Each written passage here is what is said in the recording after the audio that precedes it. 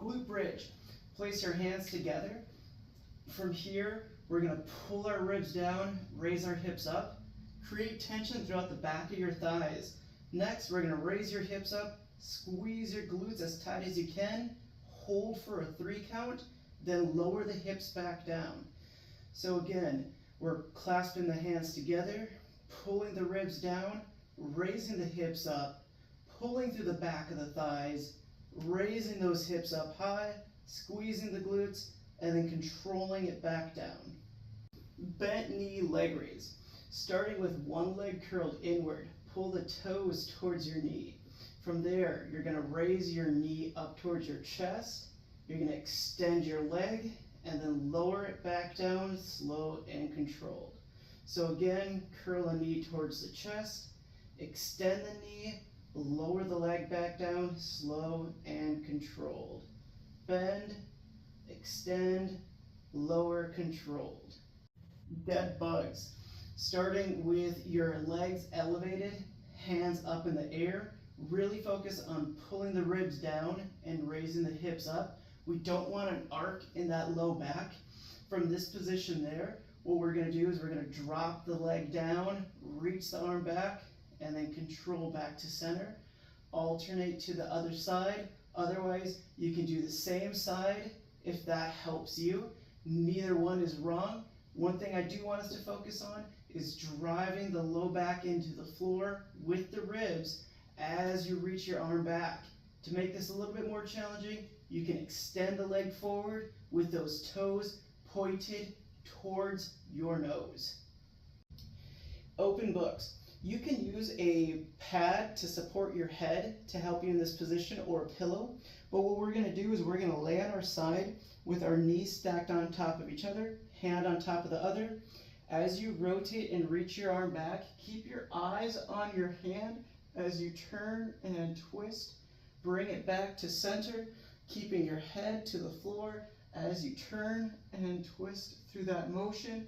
One thing is, I want to take a big breath in and then exhale as I reach back. And return to the start. Side plank with an arm raise. With my knees stacked on top of each other, my elbow below my shoulder, I'm going to raise my hips up high and keep them there. Imagine there's a spike underneath your hip. You don't want to touch it. From there, I have my arm forward.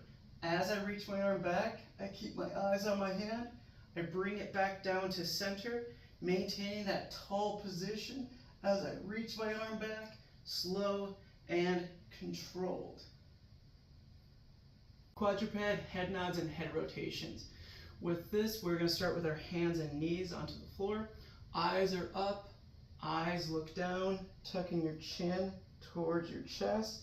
This is our head nods, going upward and downward, letting the chin tuck down and letting the forehead raise up. Next is head rotations. I'm keeping my forehead up as I look over my shoulder, looking at my heel.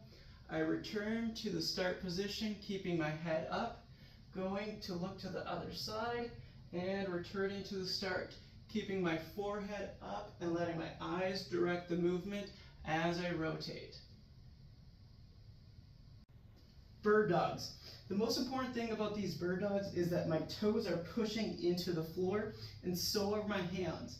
So from this position here, I'm going to push my left hand into the floor, my right knee and my right big toe into the floor. Then next, I reach my opposite arm, opposite leg. Now, as I extend forward, I'm keeping the leg low and I'm pulling my big toe towards my knees. I can alternate, or I can do all the same reps on one side. Adductor rock. With this, I'm going to have my back foot relaxed. I'm going to stretch my leg out to the side. I'm going to rock my hip back, hold for a brief moment, then rock forward. Again, keeping my eyes and head up, exhaling as I sit back, inhaling as I rock forward, exhaling as I sit back. Plank to downward dog. Starting with your hands underneath those shoulders, you're going to get into a plank position. Driving your hands and feet into the floor, you're going to reach your hips back, doing your best to pull your heels down, really emphasizing those shoulder blades rolling upward. From there, going back into your plank position. Don't let the hips drop too low, but maintain a tall position as you return to the start. World's greatest stretch, bringing one leg forward while my back knees down to the ground. From this position here, I'm going to press my hand into the floor. I'm going to rotate up while I push into the floor, and then I bring back down.